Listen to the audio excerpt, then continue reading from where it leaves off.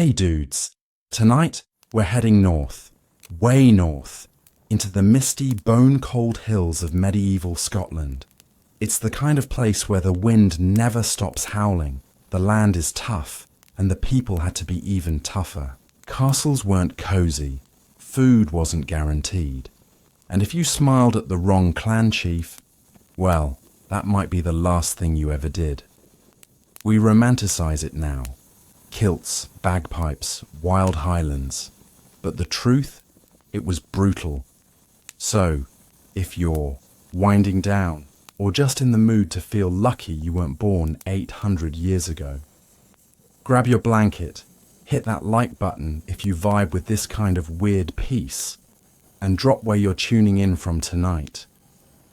Now dim the lights, and let's disappear into the cold, muddy, clan-ridden world of medieval Scotland.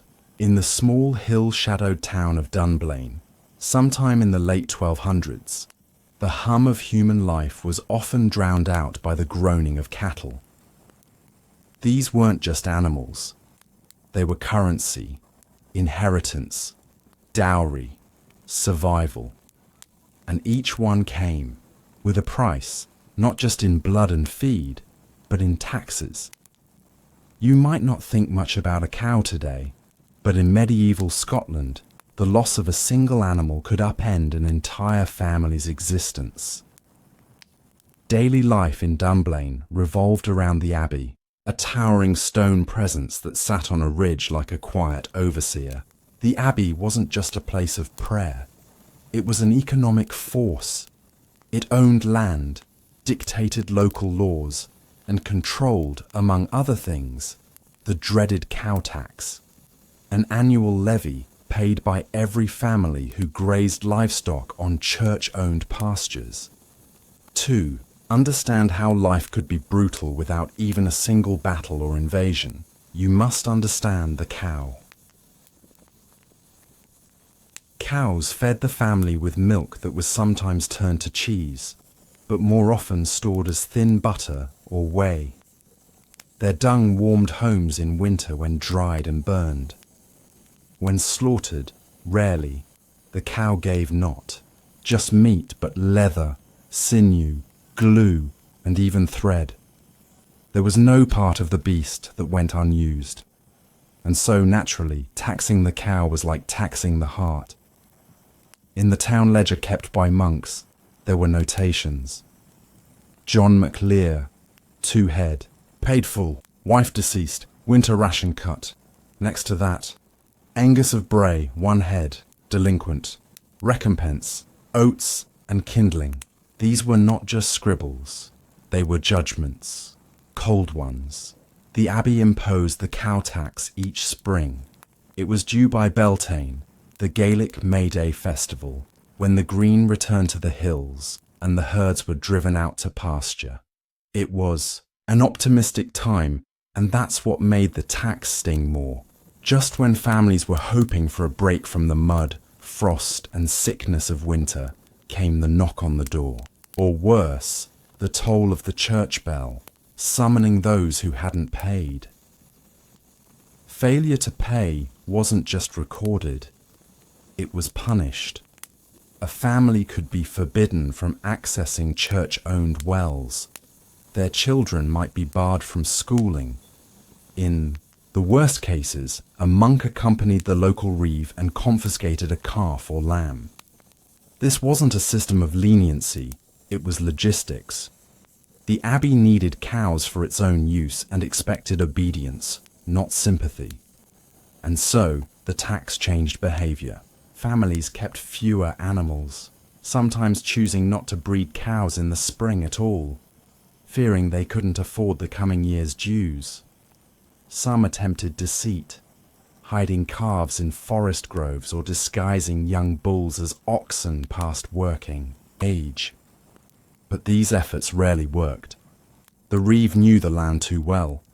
Every field was known, every track observed, and betrayal of the abbey's order came with another punishment: public shame.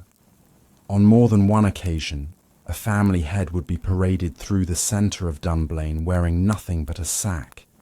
painted with charcoal symbols of greed and disobedience. Children would cry. Neighbors would watch silently. No one dared offer sympathy. And yet for all this, the Abbey claimed fairness. The tax maintains the land, protects the roads, feeds the clerics who guard your souls. These words were carved in wood above the collection window, a reminder that not paying meant more than defiance. It meant endangering your afterlife. And so, life carried on. Silent, bitter, calculated. You woke before light, checked your cow's hooves, fed it nettles, and prayed it would survive another week. Because if it didn't, your family wouldn't just be hungry, they'd be debtors to the church. We don't often remember these small humiliations in the grand sweep of Scottish history. We remember battles and kings, rebellions and banners. But in the dark lanes of Dunblane, it was the quiet cruelty of the cow tax that shaped lives more than any blade or fire. And yet, what happens when the Abbey itself begins to bend? When plague approaches, when monks flee, when the taxman doesn't come, something shifts, not in celebration, but in confusion. If the tax stops, does freedom begin? Or does something more uncertain take its place? The cow tax was never meant to stop.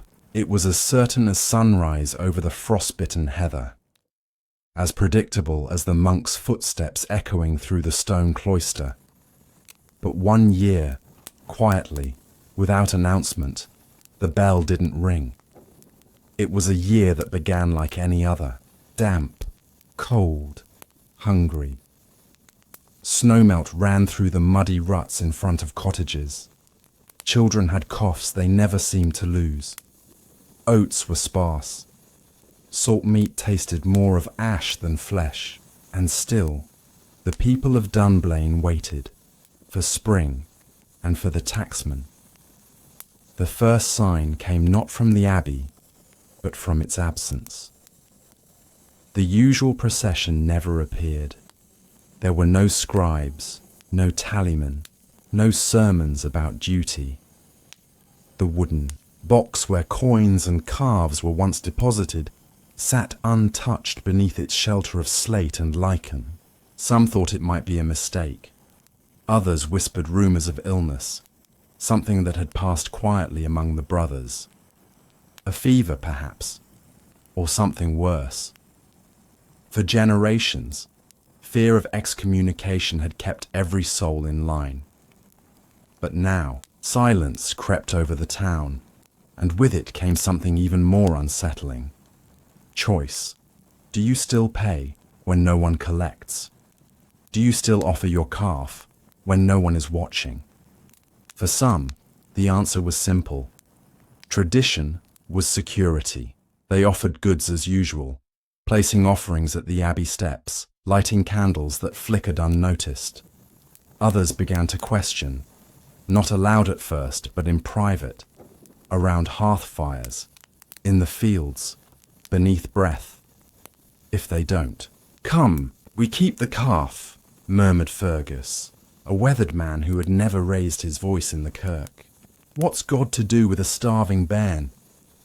Still, others were afraid. Not of punishment, but of uncertainty. The Abbey had not just taken, it had ordered. It had explained the world. Without its presence, nothing made sense. As weeks passed, the town began to fracture, quietly, like splitting bark. Some households pooled their calves and held communal grazing. Others guarded their land with sharpened poles and hushed arguments. Without the church to dictate pasture rights, old rivalries resurfaced.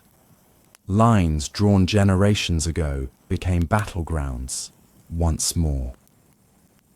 And then came the scavengers. They didn't wear monk robes or carry ledgers. They weren't from Dunblane. No one knew where they came from. only that they came hungry and desperate.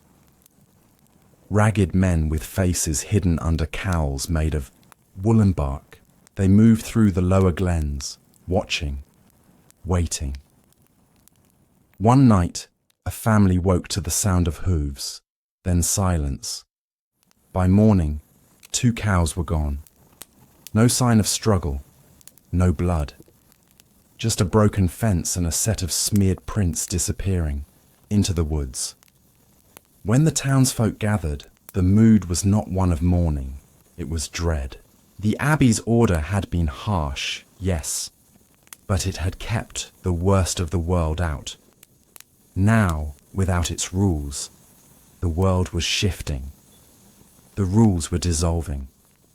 A boy named Ewan was the first to speak the thought no one dared say. "We need the bell," he whispered. "Even if we hate it, it told us what was real." There was no priest left to lead prayer. The scribes had vanished weeks earlier. The last monk, a man called Brother Callum, had not been seen since Candlemas. Some said he'd died in his cell. Others claimed he'd simply walked into the forest and never returned. The abbey remained intact, but empty. Its iron-bound doors shut, its windows dark. The silence of its walls became louder than any sermon. So the townspeople did what humans always do when authority disappears. They invented their own. A new system was devised, informal, unwritten. The elders, those too old to work, but too wise to ignore, formed a council. They re-established pasture rights, shared tools, agreed on which families needed calves more than others. It wasn't perfect, but it was something. And yet, that first spring without the tax, something else emerged. Slowly, insidiously. Suspicion. If a calf went missing, it wasn't the monks who were blamed now. It was your neighbor. If a well dried up, some whispered curses. If a woman's child fell ill, someone else's cow was eyed suspiciously. Accusations were quiet but sharp. The very rules that had kept them bound had also kept them sane. One evening, by torchlight, the elders gathered beneath the empty bell tower. They decided to ring it again, not for tax, not for church, but for unity. The youngest among them, a shepherd's son named Aidan, was chosen to climb the tower. He reached the bell, which had not moved in over a year. Its bronze surface was stained with soot and bat droppings. He pulled the rope once. Nothing. He tried again. A squeal. Then, finally, a dull clang that echoed across the valley like a memory. Some say that moment restored order. Others say it sealed their fate, because what followed that first clang was the sound of hooves, not from townspeople, not from thieves, but from riders, cloaked in black, bearing seals of the king. They came not to help, not to tax, but to take. The abbey, it turned out, had not fallen to plague. It had been seized, quietly, legally, by the crown. And now all land once held by monks was considered royal. All cows grazed on former abbey land were the king's property. The tax had not ended. It had simply changed hands, and it would return, not with ledgers and prayers, but with swords. But why would a king care about a few cows in Dunblane? Why now? Why send armed men, and not just a decree? The riders came not with thunder, but with silence. No horns, no banners, just cloaks thick with travel dust and blades strapped loosely at their sides. They didn't look like tacksmen, but they weren't soldiers either. They were something else. Royal auditors, men of the parchment and the seal, accompanied by 2 notaries, one of whom carried a rolled charter, its wax still warm from the king's court. They dismounted slowly and with care, as if the town might break under too sudden a movement. Dunblaine's people gathered in the square, unsure whether to kneel, run, or speak. Most simply watched, their eyes sunken from months of uncertainty, their hands calloused from work, made harder by the absence of order. The taller of the 2 riders stepped forward. His accent marked him as not local, lowland, possibly from Stirling or even further south. His name was never given, but his purpose was made clear with a single sentence. This land, once held by Holy Church, is now property of His Majesty. He held the scroll high, unravelling its length as he read. It named parcels of land, some recognisable by their old church designations, others now grouped under royal measurement. Hills, fields, grazing trails, all assigned, valued, taxed. But this time there was no bell, no monk with soft eyes, no quiet ledger and ink. This was law enforced by royal will. Every family was to present their livestock for record, not for forgiveness or tithing, but for inventory, a calculation of assets.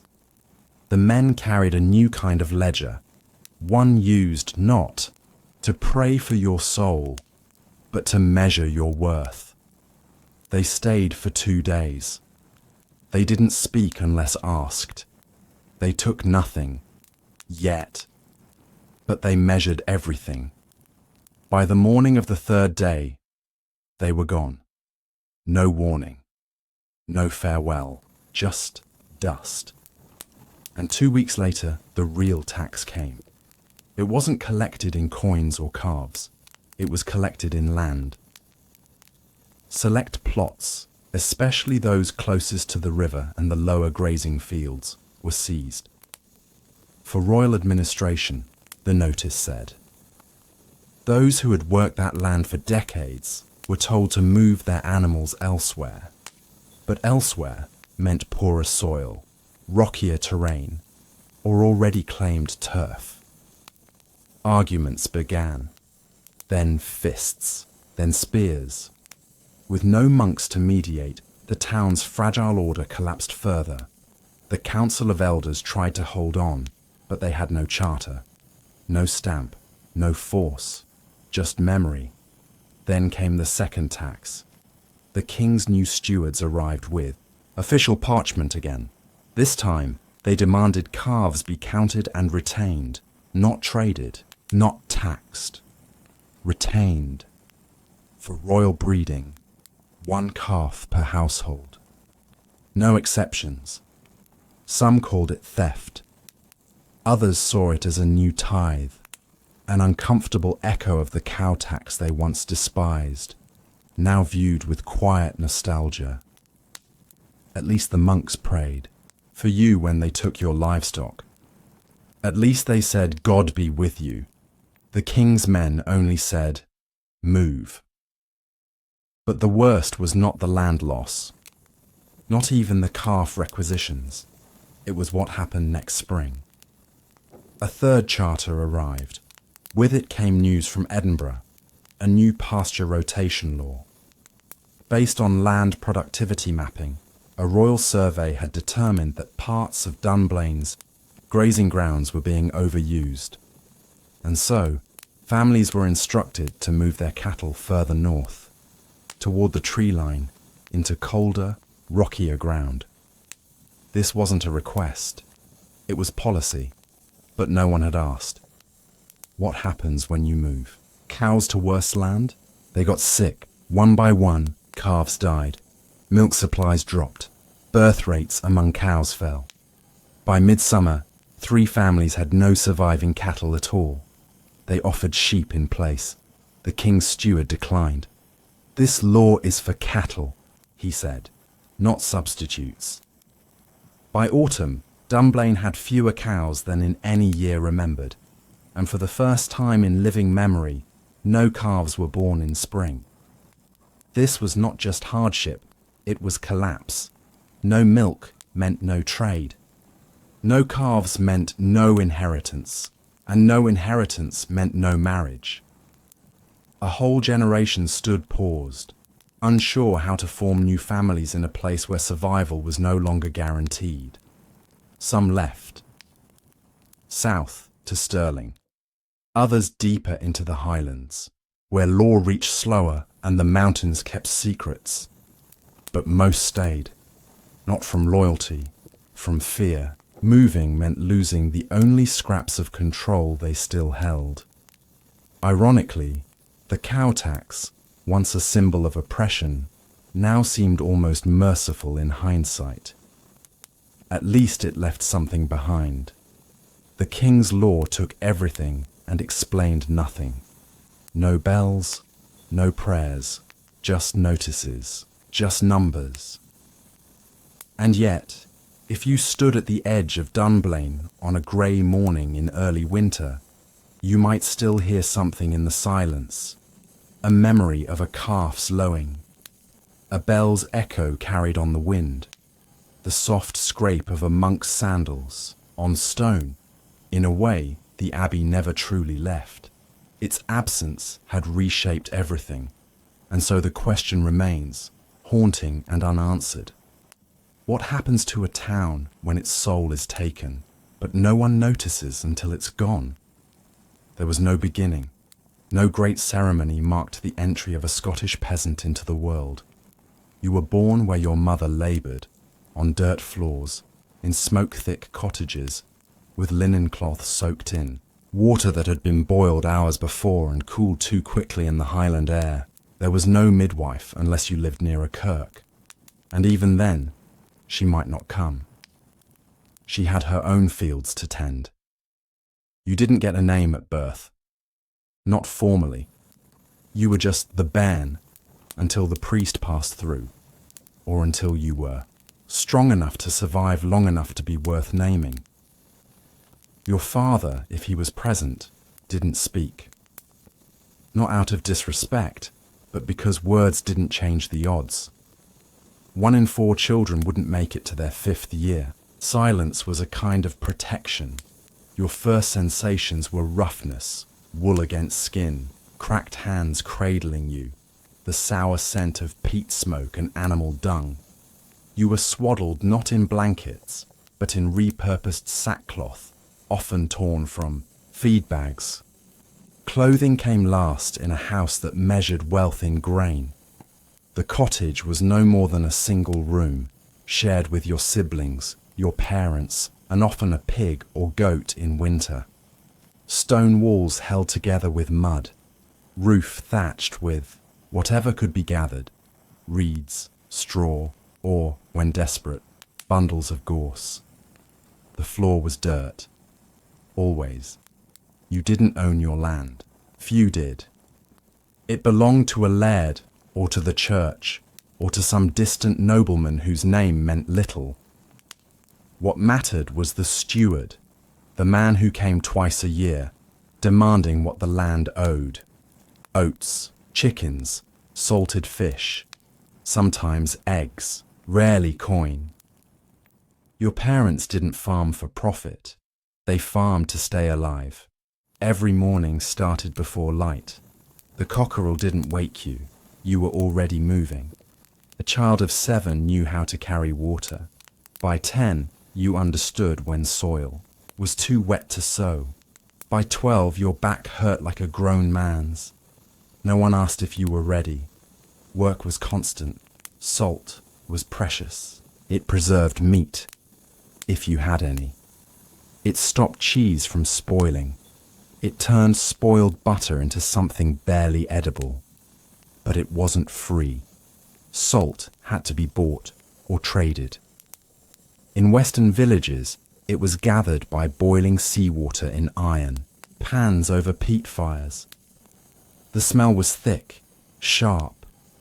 The fires burned for hours, feeding on the last dry peat stores of spring.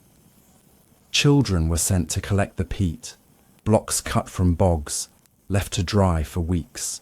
If it rained, the work was lost. No fire, no salt. No salt, no winter food. And so salt became currency. It bought forgiveness from stewards. It was added to grain stores to keep mice out. It was sometimes rubbed on wounds. And, occasionally, it was the difference between surviving and being sent away. Few people owned shoes. Most peasants went barefoot even in winter, their feet hardened like bark. Socks didn't exist. If you had cloth, you wrapped your feet. If not, you bled. In cold months, chilblains were common, painful, itching swellings that split the skin. They didn't kill, but they made walking agony. Still, no one rested. You couldn't. If the field needed clearing, you limped through it. If the roof leaked, you climbed it. Illness wasn't discussed, not because it was rare, but because it was pointless. Fevers were normal. Coughs were ignored until blood appeared. Toothaches turned septic. Wounds festered. If you lived long enough to complain, you were considered lucky. There were no real doctors. Some villages had bone setters or herbal women, but most relied on prayers, poultices, and superstition. Garlic tied around the neck, ashes mixed, with water, animal dung pressed into wounds, anything to keep rot away. Sleep came late, and only in bursts. The fire smoked, the air stank, rats moved in the thatch, and sometimes so did fleas, lice, or worse. You shared a straw bed with siblings, and maybe a parent, if space allowed. There was no privacy, no quiet, just breathing, coughing, and the soft groan of the wind clawing at the roof. Dreams, if they came, were not of escape. They were of food, or warmth, or a spring that wasn't too wet. And yet, in all this, there was rhythm. Each task had its season: peat cutting in early spring, planting oats before Beltane, weeding through June, cutting barley by Lammas, milking twice a day, salt boiling when the sun burned off the mist, turning cheese rounds, scrubbing buckets. The year was a wheel, rolling forward, whether you were ready or not. Even joy had its cost. If a neighbour married, you were expected to bring something: bread, a handful of oats, a song. If a child was born, you lent wool. If someone died, you helped carry the body, not because you were kind, but because one day you'd need them too. There was no such thing as independence. You lived because the others did. And when one family failed, the rest felt it. The laird never came, of course, but his steward did. And behind him, always, the shadow of rent, the threat of eviction, the fear of being named a vagrant, a label. That meant you could be whipped, branded, or worse. You worked the same fields your parents did, and their parents before them. And unless a war came, or the plague, or a miracle, you would die there too. Not in glory, not in defiance, just quietly, buried beneath the same soil you turned with your hands every morning. But how did such lives continue? Why didn't they break? What held them together when even survival came salted with suffering? A peasant's body wasn't a possession, it was a tool. And like all tools, it was used until it no longer worked. There were no mirrors in a Scottish peasant's home, not because they were expensive, but because no one had time to care what they looked like. Vanity was a concept reserved for the gentry, for those who had time to choose a tunic or trim a beard. In the countryside, a man knew his own face only by the way his daughter winced when cleaning a wound, or how his wife examined a growing mole under torchlight. Bones grew crooked from labour, begun too young. Knees popped with the strain of squatting in frozen fields. Hips shifted from carrying buckets over uneven ground. Hands were always cracked, split by wind, salt, soil, and hard wood. There was no balm, no healing, only the hope that infection didn't spread. By 30, most men had the backs of old men. By 40, most were toothless. Women bore worse. A girl was married once she could carry a pail without spilling. Some were promised at 12. Others bore children by 14. The word wife meant labourer, cook, nurse, and breeder all at once. It didn't mean safety. Childbirth was brutal, not just painful, lethal. A cramped room, a rag to bite, and no help but the neighbour woman who'd seen more deaths than births. If the child came breech, you prayed. If the cord wrapped, you watched. If the bleeding didn't stop, you waited in silence. And yet they kept trying. Because children weren't just blessings. They were labour. A daughter could milk goats. A son could lift wood. If they lived, they worked. If they died, they were buried quietly, wrapped in the same cloth they'd been swaddled in, placed under the apple tree or the fieldstone wall, marked by a rock too small for carving.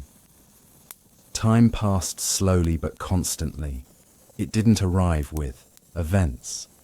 It came with seasons.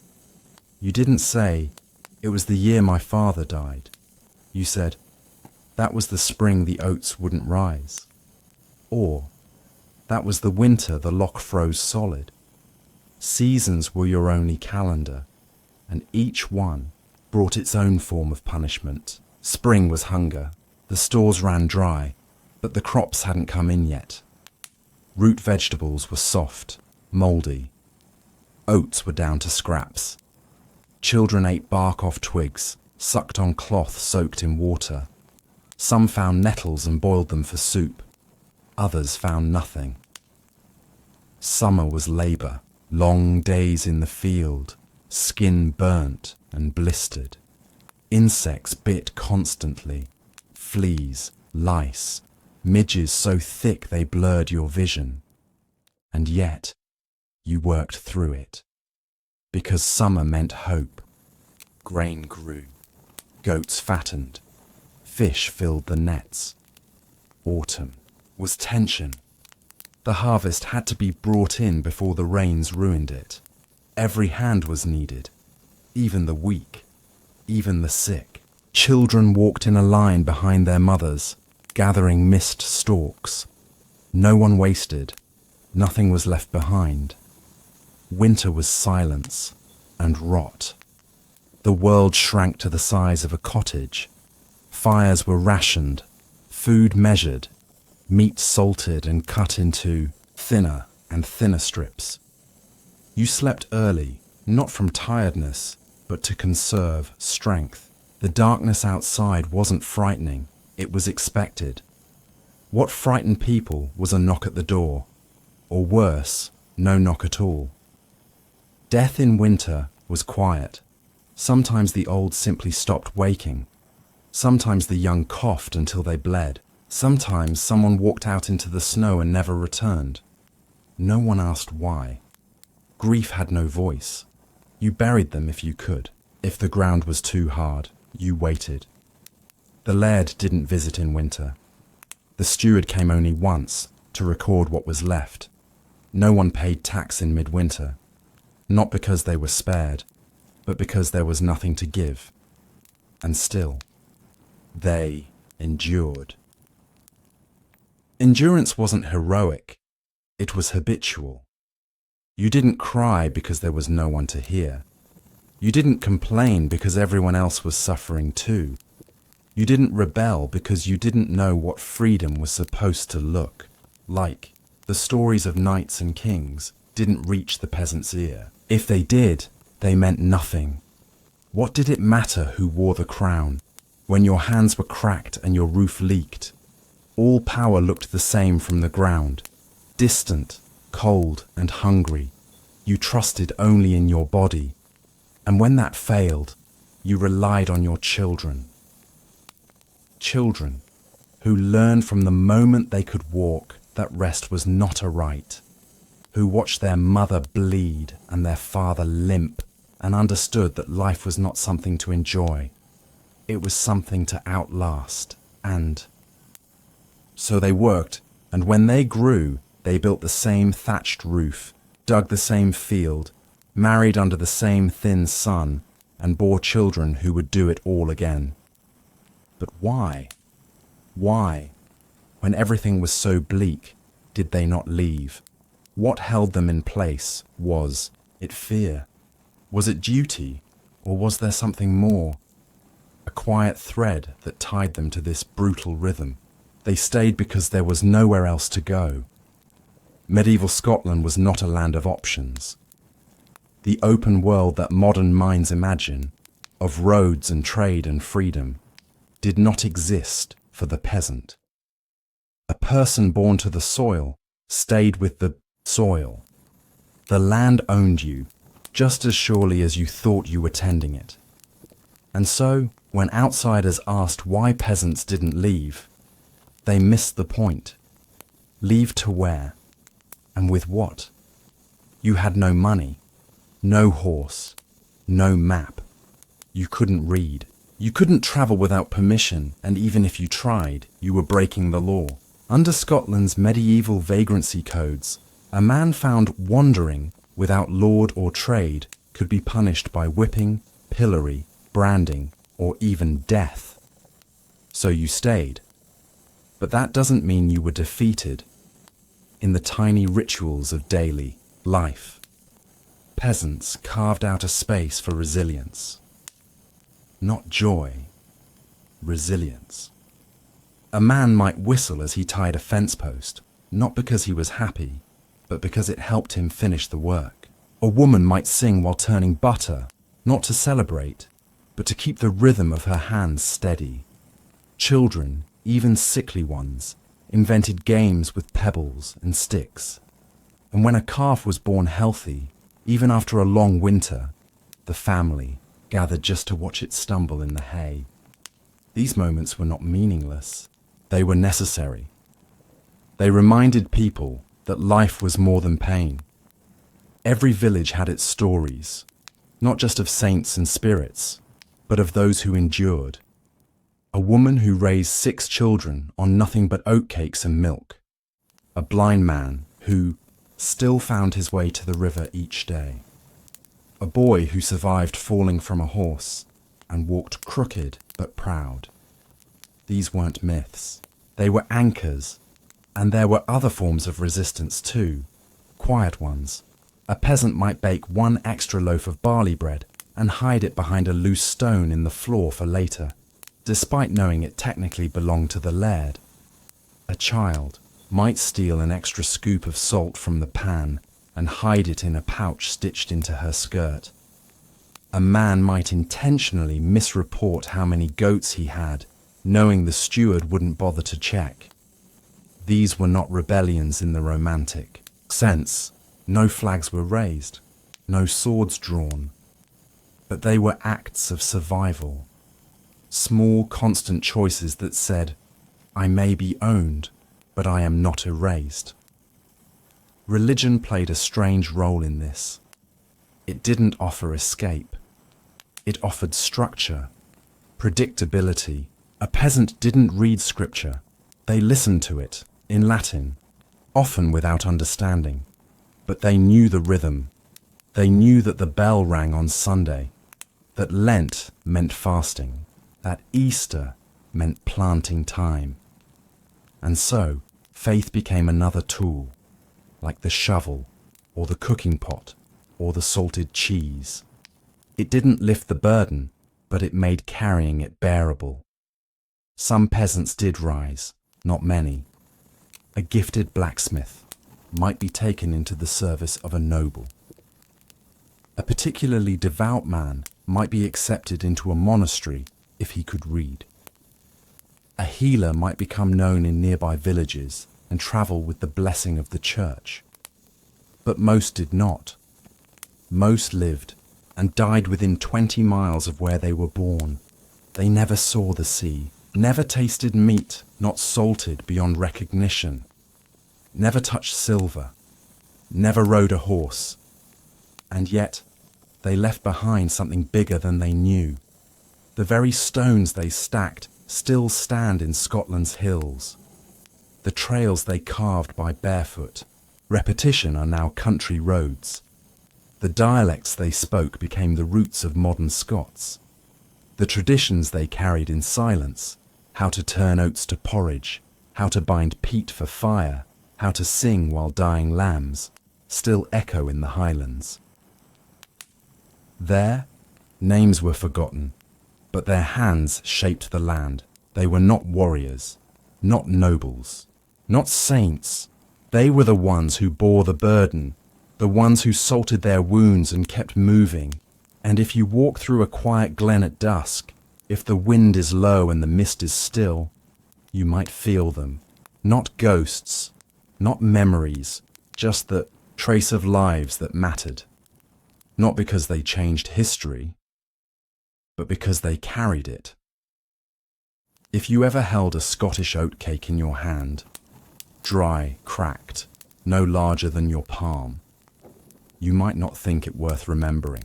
It doesn't rise, it doesn't glisten, it doesn't even smell like bread. But in medieval Scotland, an oatcake was more than food. It was law, labour, and life itself. You couldn't survive without it. Wheat didn't grow well in most of Scotland. The soil was too rocky, the climate too wet, the summers too short. Barley fared slightly better, but it was fragile, easily ruined by storms or frost. Rye was rare. Corn didn't exist. But oats, coarse, hardy, stubborn, endured. They grew on hillsides others abandoned. They withstood mist and drizzle.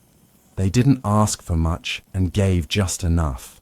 And so, for the Scottish peasant, oats became the grain of survival.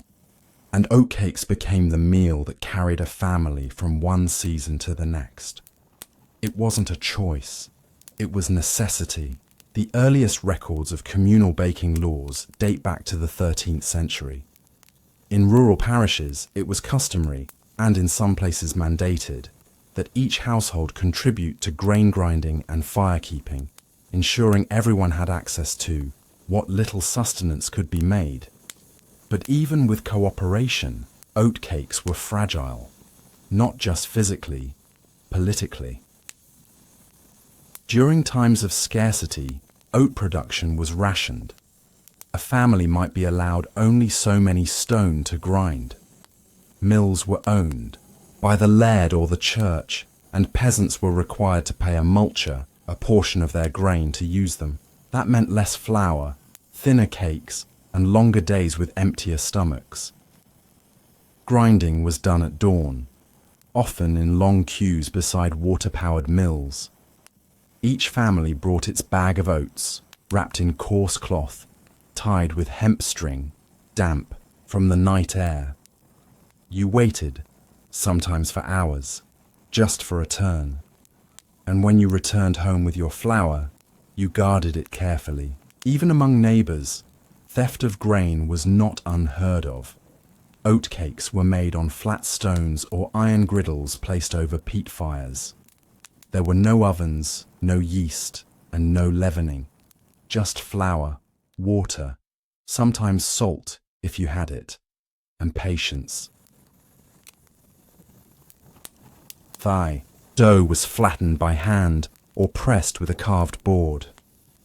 Some families had griddles passed down for generations, their surfaces blackened from 100,000 cakes. Others made do with stone slabs or clay tiles.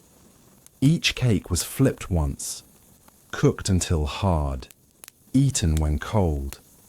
There was no butter, no jam, just the dry reassurance that you would not go to bed with an empty belly.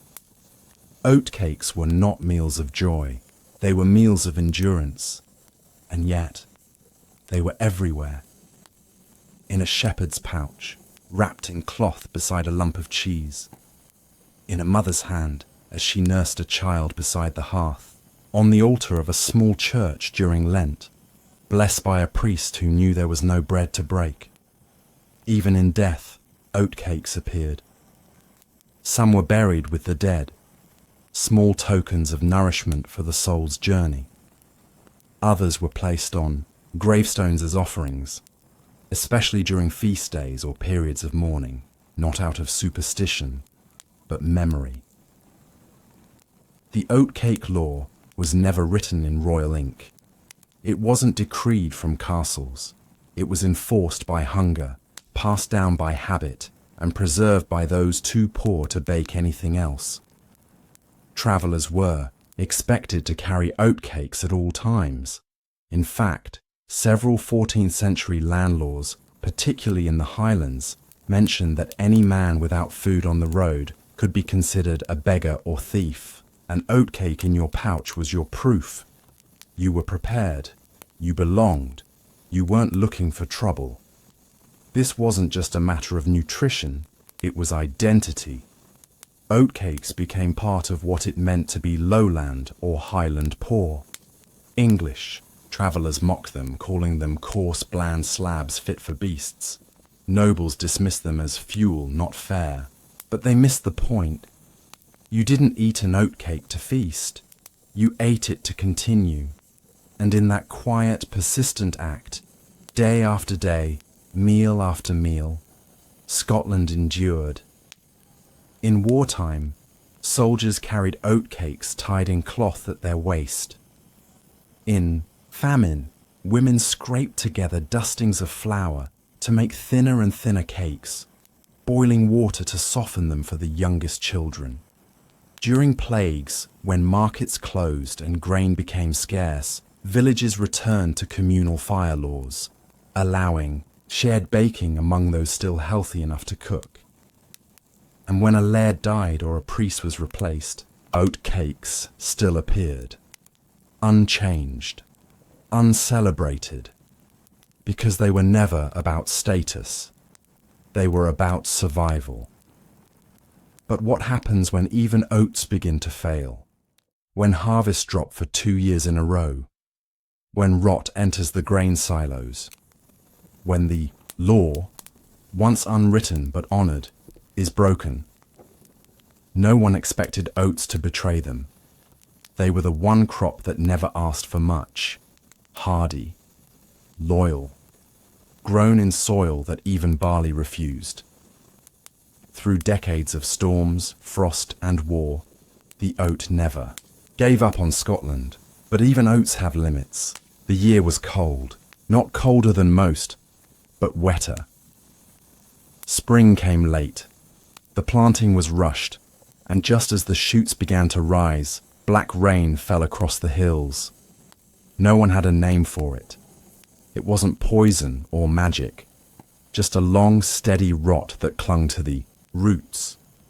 First, the outer edges of the fields browned.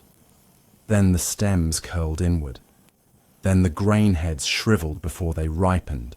It happened fast, quietly, as if the land had decided to give up. They called it the grey crop, not because of colour, but because of how it left the people who harvested it, pale, silent, afraid. For generations, every family in the glens and lowlands relied on a simple truth.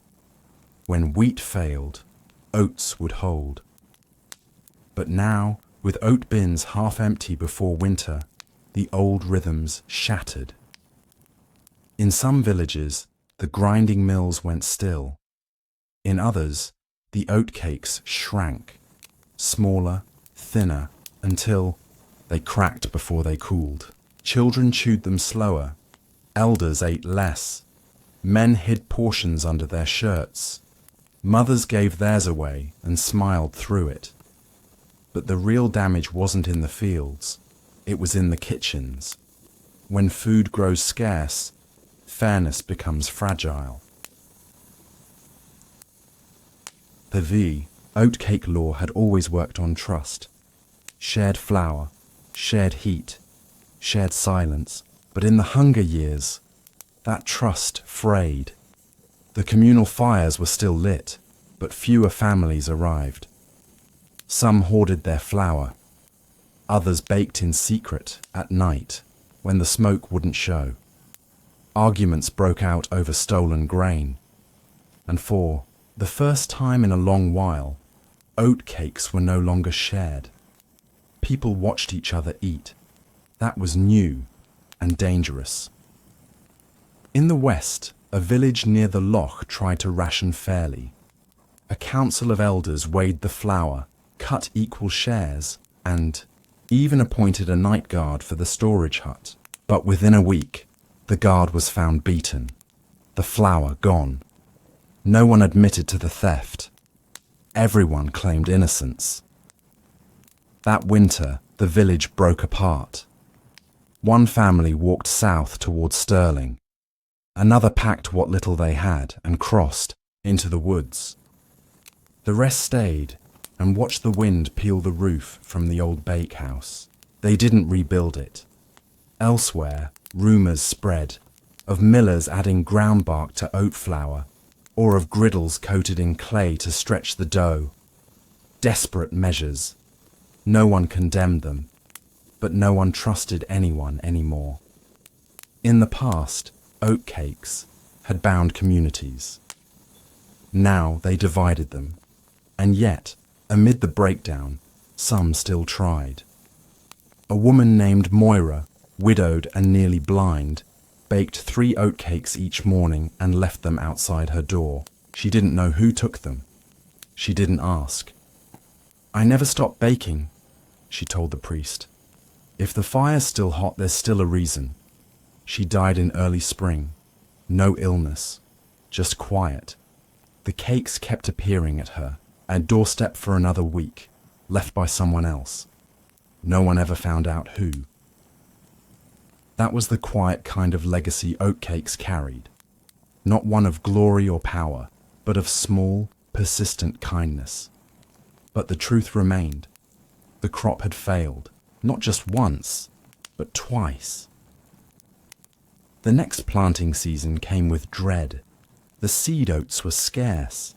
Some families sowed old stock, knowing it might not germinate. Others left their fields fallow, afraid of losing even more. A travelling friar recorded what he saw in his notebook. In Kilbride and beyond, the cakes are no longer seen. Only boiled oat water remains. Some drink it with bark. Others eat the husks. All pray. By the end of the 3rd year, oatcakes became a memory, a luxury. If you had one, you ate it alone. And with them, the unwritten laws around sharing, fairness, and food began to fade. No one blamed the oat, but something else had failed with it, something older than law. The idea that community, however fragile, could hold together with just enough warmth and grain.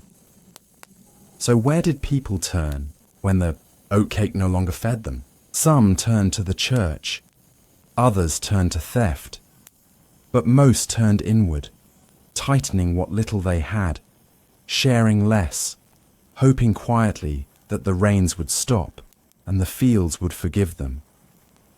But what happens when even the memory of oatcakes fades, when an entire generation grows up never having tasted one? Does a culture survive without its most basic food, or does it begin to vanish, one dry crumb at a time? It's hard to mark the moment when something disappears. People remember disasters, storms, battles, fires.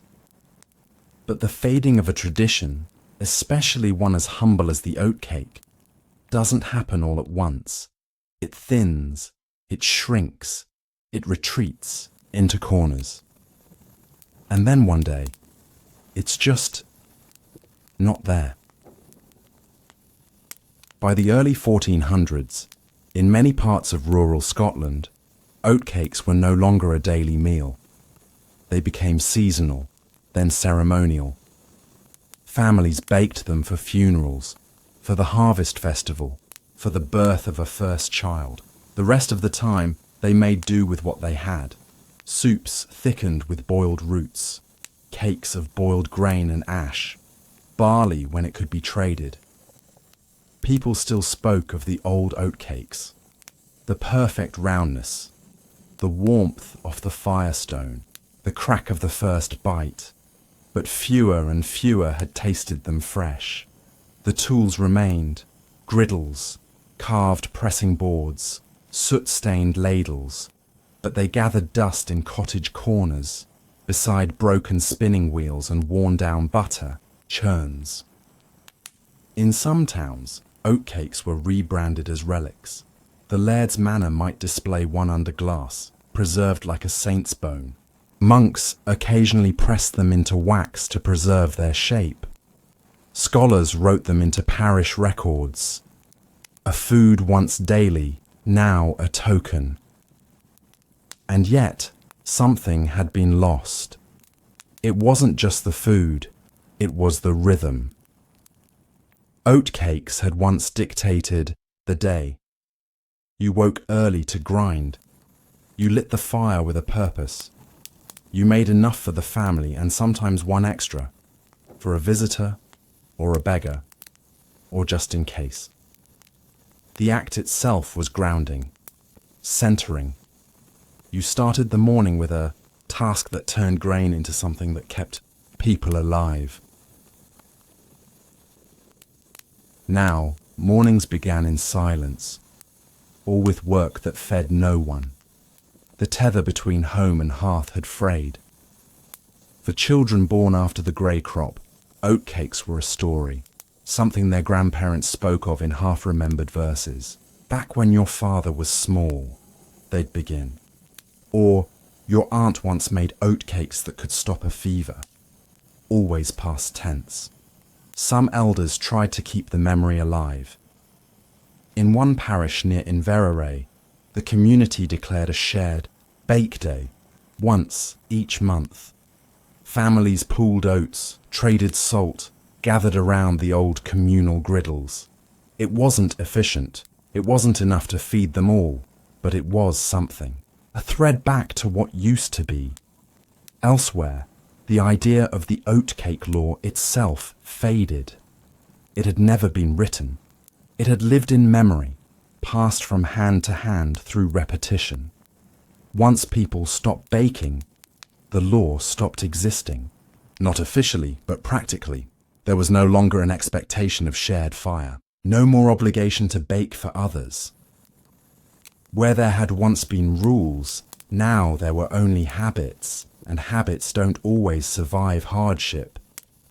The oatcake's decline wasn't mourned with ceremony. It simply sank beneath the surface of harder problems, new taxes, border raids, plagues, the slow march of enclosure laws. Bread made of wheat, brought in from the lowlands, replaced the flat, hard cakes. Porridge took over the role of breakfast. People moved on, but not everyone forgot. A traveller passing through Skye wrote of stopping at a croft house and being offered a small, round cake, still warm from a peat fire. It cracked when I bit it, he wrote, and tasted of nothing but heat and hunger. But in that moment, I understood what the Highlander meant when he said, "This will hold you." That was the oatcake's power. Not flavour, not comfort, staying power. It was food that said, "You are still here." And in a world where survival was never promised, that was enough. Even centuries later, the idea lingers. In Scottish kitchens, oatcakes returned, not as desperation food, but as heritage. They're sold now with cheese, served with wine, flavoured with herbs and sea salt. A far cry from the dry, cracked slabs that once sat in a shepherd's pouch. But the shape is still round, the texture still rough. They no longer bind villages. They no longer hold laws in place. But they remind people, quietly, plainly, that for generations, survival had a taste. And that taste was oats, fire, and silence. So what do we inherit when we inherit nothing? when the bread of the past is gone and only its name remains? Perhaps just this, that once survival was not about plenty, it was about persistence, and even when the grain failed and the fire cooled and the laws were forgotten, people still remembered, and sometimes remembering is the only thing that keeps a culture alive. If you had walked down the Canongate in medieval Edinburgh, you wouldn't have needed to look up to see suffering. You'd only need to look down. The streets were not made for walking. They were made for draining. A deep central trough ran the length of the road, called the Foul Rig. It wasn't just a ditch. It was the city's memory, carrying the waste of every household, every inn, every butcher's hook, and every night soil bucket tipped from a window before dawn. In the summer, it steamed. In the winter, it froze into dark, jagged ribbons that cut ankles and fouled carts. And on either side of that shallow river of filth, people lived.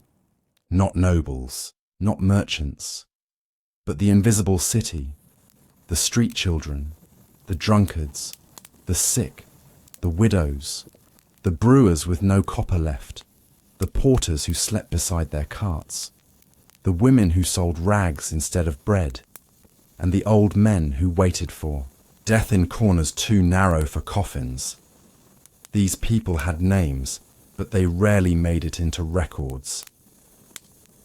Edinburgh was a city of walls, not just the ones that circled it, but the ones within.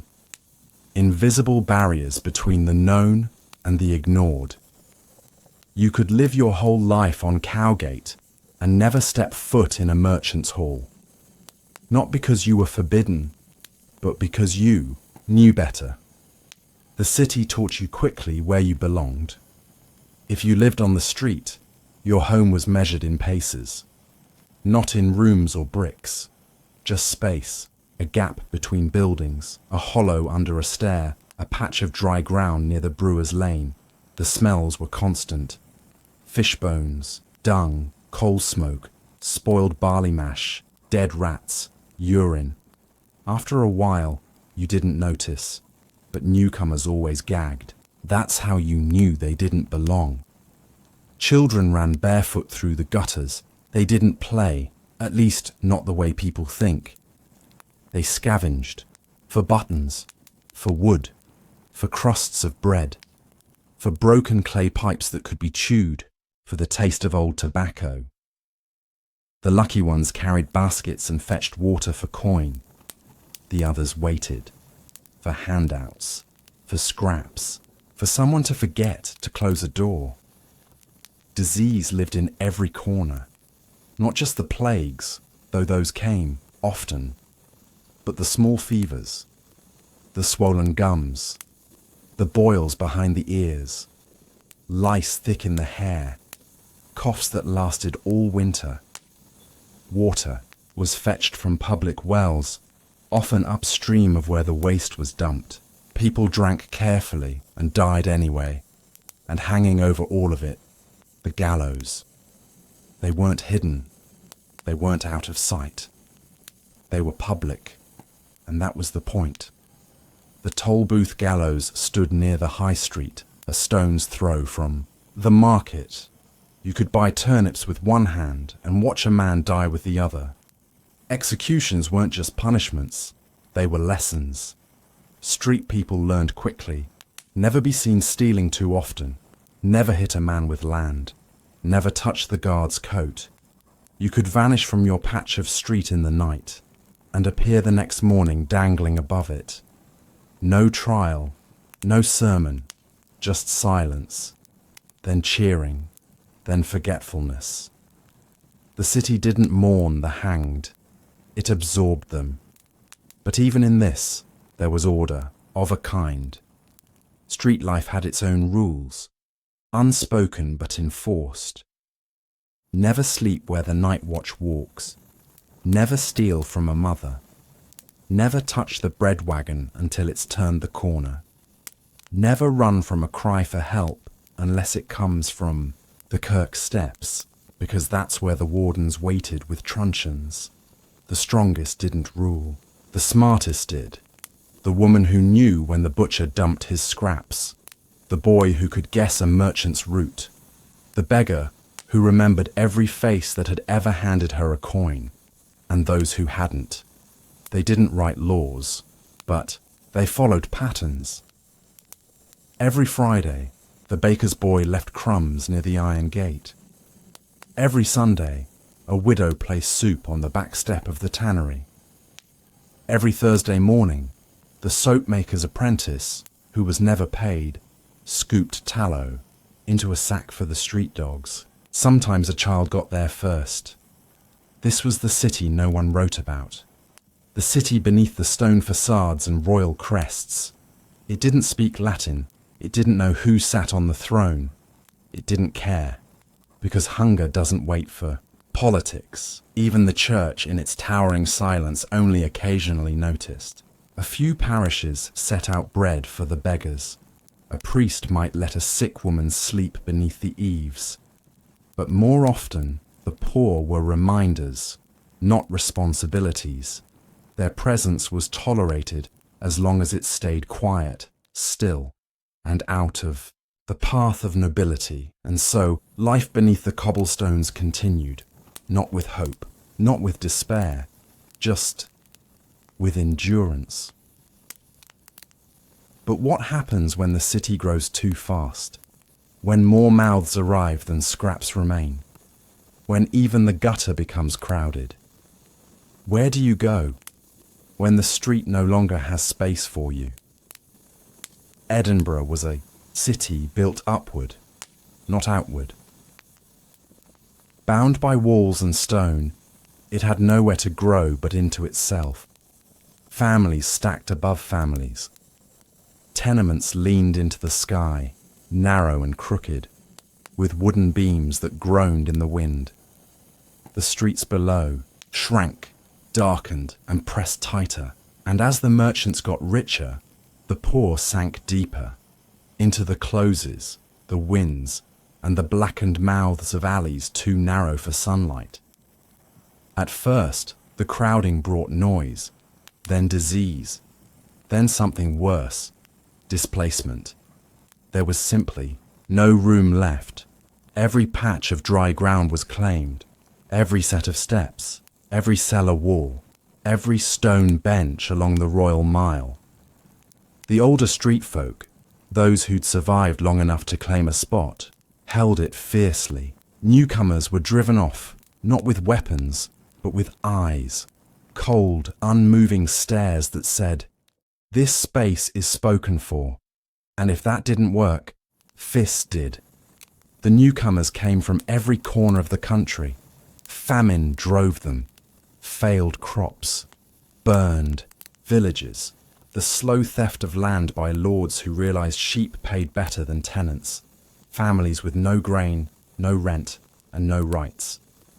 They came to the city with little but rumour, word that Edinburgh had work, bread, warmth. It had none of these. It had walls. The gates were watched, but not closed. No one stopped the poor from entering. They just didn't help once they were inside. There were no welcome houses, no poor, laws worth speaking of. A man without trade or letter had no standing. A woman without a name had no voice. So the new poor joined the old poor, but not equally. They formed layers. The city poor, those born in the alleys, looked down on the rural folk who'd never learned the rules. Country accents were mocked. Wrong turnings were punished. If you didn't know which street dogs to avoid or which wells were still safe, you found out quickly, or you didn't last long. The churchyard swelled, not with graves. There was no money for markers, but with shallow pits covered in stone and straw, sometimes not even that. Children were buried by lantern light, old men wrapped in cloth and left behind a stable wall. No one kept records, no one had time. Even the gallows, once a public theatre, began to feel redundant. Why hang a thief when starvation did the same job? The street justice shifted. Quiet beatings in alleys. Men tossed into the Norloch after dark. Women vanished down closes no one dared enter. There were no trials, no names, just the soft fact that someone was no longer there in the morning. The church tried to intervene, occasionally. In one parish, the priest set up a table with bread each Sunday after service. Within a month, the table was overturned by a gang who claimed the bread for themselves. Not for the undeserving, they said. Not for those who don't belong. Deserving. That word changed everything. Soon, even the poor began dividing each other. Those who had once worked and those who hadn't. Those with children and those without. Those seen praying and those who drank in daylight. And as the divisions grew sharper, the violence became quieter, colder. Some fled.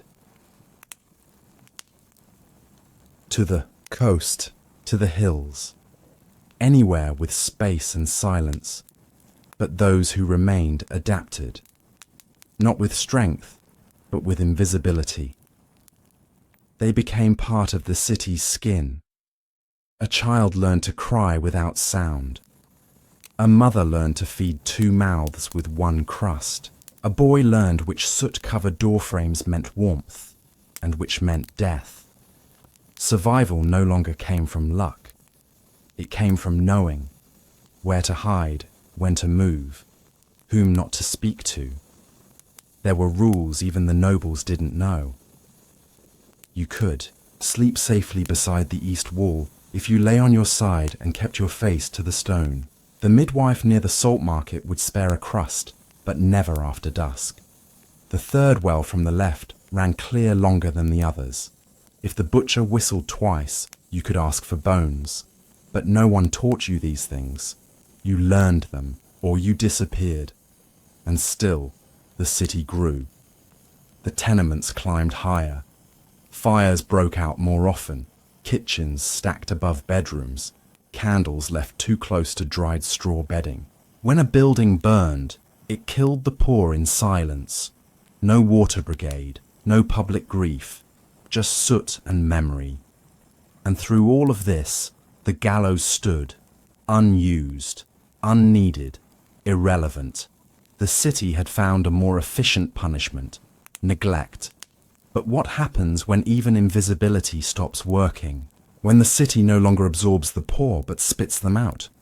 When hunger is not a shadow but a weapon? Where does survival go when space and silence are no longer enough? There was a point, though no one marked it, when Edinburgh's poorest ceased to be part of the city and became something else entirely. They were no longer seen as residents, not even as nuisances. They became background, just shapes against the stone. The street people, once part of a known rhythm of food scraps, sleeping spaces, and shared fire, began to vanish from the places they had always haunted. The closes were bricked up. The shallow doorways boarded. Alley mouths were narrowed, not to trap, but to exclude. And the few communal spaces that had once provided silence or bread were quietly repurposed. A new class of merchant had arrived, and with them came order. Not kindness, not reform, just walls, fences, and removal. Some called it progress. The idea of a cleaner city spread quickly, fed by fear. Rumours of outbreaks, typhus, fever, pestilence, clung to the poor like a shadow. It wasn't always true, but truth didn't matter. Fear wrote new rules. By the 1470s, Edinburgh's council passed quiet ordinances meant to drive out the unwanted. No fires in the lanes after sunset. No gathering near the toll houses. No sleeping within sight of a churchyard wall. These weren't laws aimed at criminals. They were laws aimed at the unclaimed. No land, no name, no protection. Enforcement came, not with trial, but with boot heels. Street patrols were expanded. Watchmen were paid extra to disperse loiterers. That word, loiterer, was never clearly defined. It didn't have to be. If you sat too long, if you looked too thin, if you wore the same cloak for too many days, you were loitering, and you were punished. A first offence meant a blow. A second meant your few belongings were taken. A third, the stocks, or exile. If you had no proof of origin, no papers, no trade, they sent you out the gates, with nothing, no direction, no path. Back in and beyond those gates, nothing but hunger in another form. Hills too barren to farm, forests filled with wolves and worse. Farther east, the border wars meant a wandering man could be mistaken for a spy. Farther west, the lairds patrolled their land with private guards. A stranger was either a thief or a threat. So many turned around, crept back in, tried to live even smaller, under stairs, in burned-out corners, in the gutters themselves. But the city no longer tolerated that. The old ways, when silence brought safety, when invisibility was enough, were gone. The city had learned to see the poor not as citizens, but as contagion. Something to be avoided, then something to be cleaned. Edinburgh's growing wealth demanded space. Its merchants wanted tidy lanes. Its nobles wanted clear views from their halls. And so, bit by bit, the city pushed out the very people who had once built it from below, who hauled its water, cleared its waste, stacked its stones, and buried its dead. Their removal wasn't documented. There were no ledgers, no lists. They simply stopped being counted.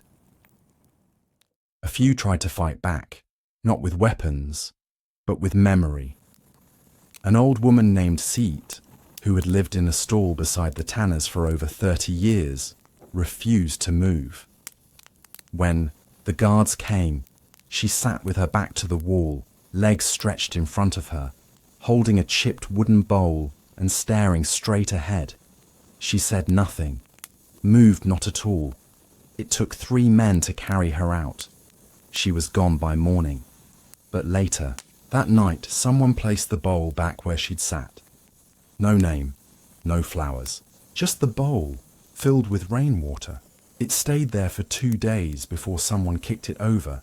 That was the end of her story. That was the end of many stories. Eventually, even the gallows were torn down, not out of mercy, but because death had moved elsewhere. Into the alleys, into the starvation that no longer made noise, into the silence of doorways that no longer held human warmth. And yet, the memory of that street life remained. Not in archives, not in records, but in the shape of the city itself. The grooves in the oldest stone stairs, the soot that still darkens certain close walls, the bend in the road where a soup pot was once left each Sunday. These are the markers of a people never, meant to be remembered, but impossible to completely erase. If you walk those streets today, you will not see them, but you are stepping where they stepped. You are breathing air they once warmed with breath. You are alive because they endured, quietly, invisibly, without thanks. So what do we owe the forgotten? Those who never wrote a law, never wore a crest, never held land? Perhaps only this: to remember that beneath every clean city was once a dirty one, and beneath every clean street a life once pressed its back against stone and waited for the sun to rise. No one asked a Highland child if they were ready to grow up. They simply woke one morning, barefoot on the frost-bitten earth, and understood they already had. In the Highlands of medieval Scotland, childhood did not arrive gently. It was not marked by toys or lessons or idle time. It came with chores, cold, hunger, and the knowledge that even the smallest hands were needed. From the first breath, a Highland child belonged more to the land than to the family. The heather, the hills, the wind off the glen. These were constants, louder and more dependable than any spoken word. Your name didn't matter if the sheep wandered. Your wishes meant nothing if the fire went out. And no one cared how you felt when the snows came early and food had to stretch 2 months longer than planned. Your first memories were not of lullabies or laughter, but of being carried, bundled in cloth made from rough-spun wool, bound close to your mother's chest as she bent to cut peat with a short-handled spade. You remember the smoke more than the warmth, the scratch of wool more than the comfort of touch. There were no beds for children. You slept in a shared heap, siblings, cousins, sometimes the neighbour's youngest if their roof had caved. Nights were cold, even in summer, and so you learned to sleep curled like an animal, arms tucked, knees to chest. You didn't cry at night, not because you weren't afraid, but because no one would wake to comfort you, and you knew better than to wake them. Food was thin, porridge mostly, sometimes watered down to stretch it. On better days, curdled milk, boiled roots, or oatcakes. If there had been a gathering recently, meat was rare, sweetness even rarer. The first time you tasted honey, you didn't speak. You just held it on your tongue as long as it would stay, afraid it would vanish like a dream. By 5, you were herding.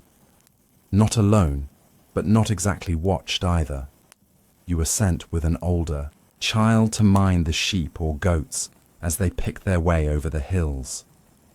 Your job was to chase the stragglers with a switch cut from alder, to keep the firestones warm, and to keep the ravens from the afterbirth if a ewe gave too early.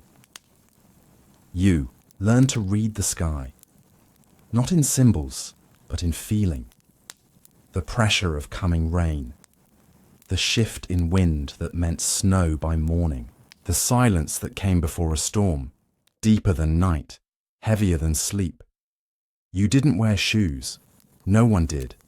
Your feet toughened early. Cuts were washed in cold water. If they festered, you limped. If they swelled, your mother wrapped them in moss and cloth. You didn't stop walking. You couldn't. There was no school, no letters. But you learned, constantly. You knew the plants that stung and the ones that soothed. You knew the difference between safe stillness and the silence of danger. You knew when a man's voice was angry and when it was simply tired. And you learned how to listen to grown-up words without letting your face show that you understood. You learned secrets, like how your father stayed out past dark not for work, but for silence. Like how your mother sometimes looked at the last portion of oats and then at you and gave it away without speaking. Like how some families lost children, not to illness, but to cold, or wolves, or hunger. And how no one spoke of it, even when the space beside the fire grew wider. Play was not forbidden, but it was rare. Sometimes, in the hour before dusk, when the chores were done and the sheep penned, you might chase a pebble down the slope or stack stones into towers beside the burn. But you always listened for your name, always expected it to be called. Because idleness wasn't safe. Not for children. Not for anyone. Clothing was passed down until it fell apart. Patches on patches. Cloaks that trailed the ground because no one had time to trim them. You didn't own a colour. You wore what was dry. And yet, even in all this, there was beauty. Not the beauty of paintings or songs, but the kind that arrives without asking. The glow of the sky when it broke gold through mist. The sound of your father sharpening a blade at dawn. The softness of lamb's wool beneath your fingers, warm and living. The way the heather cracked underfoot, brittle, but clean. The moment your sister shared her last oatcake without a word, these were not luxuries. They were the only things that kept you soft. Because in the Highlands, softness was not weakness. It was what made the hardship survivable. You never said, "I am a child." You only knew, "I must endure." And so you did. But what happens when a Highland child outgrows the heather? When the chores become choices? When survival gives way to responsibility? What kind of adult forms from a childhood shaped only by cold, wind, and quiet hunger? There was no day you were told you were grown. No feast, no blessing, no sudden shift in status. It just came. You woke one morning and realized your hands were no longer small. You noticed that your mother no longer gave you her portion without hesitation, that your father asked you where the sheep had wandered as if the answer mattered. You still slept on the floor, still wore patched cloaks, and fetched water before sunrise. But now the weight of every day felt heavier, and it stayed with you long after the fire had burned out. You were no longer someone to be kept alive. You were someone expected to keep others alive. By 12 or 13, you were expected to cut peat. Properly, evenly, stacking each block just right so it would dry and burn clean. You no longer watched the sheep with an older child. You were the older child. If one went missing, it was your fault. If one died in birthing, the skinning was your job. By 15, you understood how deep the consequences of a bad season could run. If the oat yield failed, there would be hunger. Not just discomfort, but real, creeping, skin-thinning hunger. You didn't talk about it, but you watched it settle into faces. Your mother's, when she measured meal with her fingers instead of a scoop. Your younger brother's, when he woke coughing but didn't complain. That was the mark of Highland adulthood. You stopped speaking what you knew. You still laughed sometimes, around fires, at stories of wayward goats or strange travellers, but even laughter felt borrowed, like a luxury taken when no one else needed it. And you still remembered how to be afraid. Not of battle. You rarely saw violence. Your fear was quieter, simpler. A winter that lasted too long, a spring that came too wet, a blight in the oats, a ewe that miscarried 3 lambs in a row, a cough that didn't go away. These were the battles Highlanders fought, and you learned how to prepare for them. You learned to dry moss to catch water in lean months. You learned which lichens could be boiled into a bitter tea to ease stomachs. You learned to shape wood into pegs to barter when coin was nowhere to be found. You learned to find shelter in caves, to mend cloaks with bone needles, to sew soles, to leather when the snow burned through your feet. There was no training, just repetition. And mistakes, sometimes fatal. You watched cousins die from fevers. You watched old men stop walking in the middle of a trail, lean against a tree, and never rise again. You saw a girl fall through a frozen loch one January afternoon, heard the splash, the scream, and the silence. She was gone before anyone could reach her. No one said her name for weeks. The Highlands were not cruel. They were indifferent.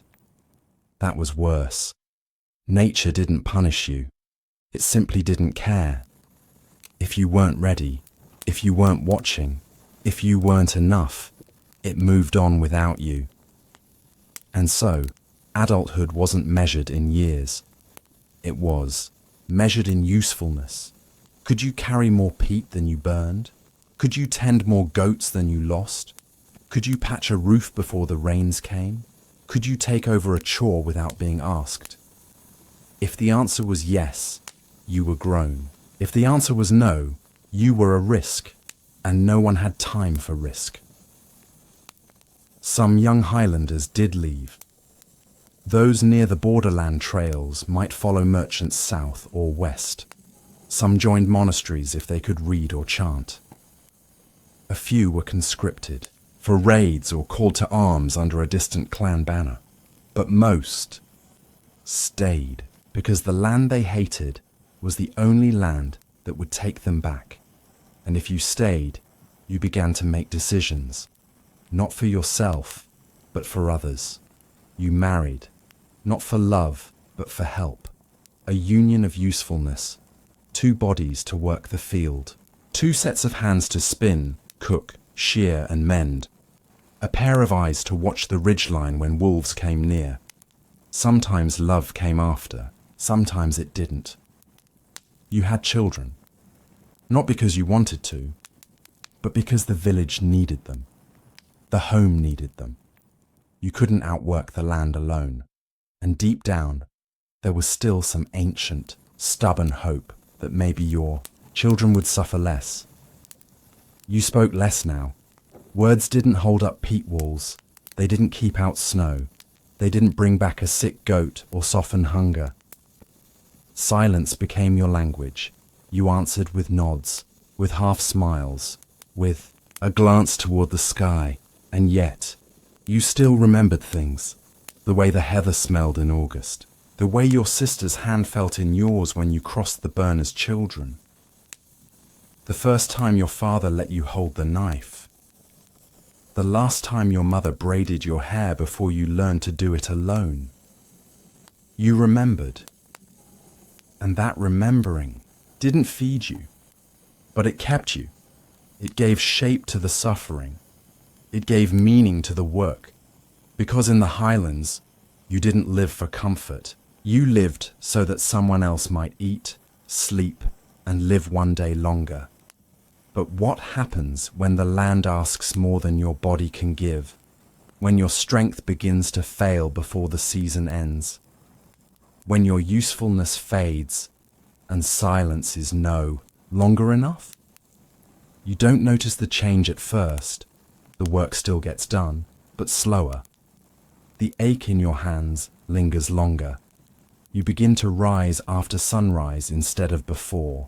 You grunt more when lifting, and sometimes you need to pause halfway through a task you've done 1,000 times. The others pretend not to see. That's the Highland way. No one says you're growing old. They just shift a chore away from you and speak of it as if it were by chance. The land, however, notices. It doesn't wait for your permission. It pulls harder, slips quicker from your grip. The fence post you hammered in last year leans. The trail to the peat bog feels steeper. The sheep no longer move when you shout. They wait for your son's voice, louder, surer. You begin to watch more than you act. And though no one calls you useless, the silence around you grows. In the Highlands, aging wasn't a season, it was a sentence. Because life here had no retirement, no rest homes, no warm benches in the sun. There was work, then there was silence, then there was absence. If you were lucky, you had grown children by now, sons to chop the wood, daughters to carry the water, neighbours who still nodded when you passed. If not, the winters felt colder. The path to the stream stretched longer. A fall, once a nuisance, became a threat. The worst part wasn't pain. It was watching someone else do what you once did faster, better, without effort, and knowing you were now a mouth to feed instead of a hand to help. Some fought it, men in their 50s trying to carry full sacks of grain, women with twisted hands still spinning wool late into the night. They worked not for necessity, but for dignity, to prove, if only to themselves, that they still belonged. But eventually, even that ends. Your tasks are gone. The knife is passed down. The chores reassigned. You sit more, speak less. Watch the hills, not for danger, but for memory. And still, the land does not change. It remains as it was, indifferent, harsh, honest. The same wind that chapped your cheeks as a child still bites at your bones. The same stones that tripped you on your first barefoot run now shift beneath your slower steps. The same mountain path you once raced goats along now seems too steep to climb. There are no grand farewells in the highlands. Death does not come with warnings. It comes with cold, with stillness, with quiet. Sometimes in sleep, sometimes beside the fire, sometimes out in the field, where no one finds you until the sheep come back alone. Burial is simple. No coffin, unless a carpenter owes your family a favor. Just cloth, wrapped tight. A shallow pit dug by hand, marked with a stone. Sometimes your name is carved. More often it is not. But those who remember you don't need a marker. They remember your walk, the way you tied your boots with one loop, the song you hummed while stacking wood, the story you told about the ewe that nursed 2 lambs in a storm. You are not praised. You are not immortalized. But you are carried in the knowledge you passed down, in the habits that live on in other hands, in the way your daughter looks at the sky and knows the storm is coming, because you taught her the smell of it, in the way your grandson cups his hand when drinking from the stream, because that's how he saw you do it. Even your silence lives on, echoed in the quiet moments of work when no words are needed. You were never famous, never rich. You didn't write your name in ink, but you shaped a hillside with your footprints, fed a dozen lives with your labor, kept one fire burning through 100 nights. And in the highlands, that is a life worth honoring.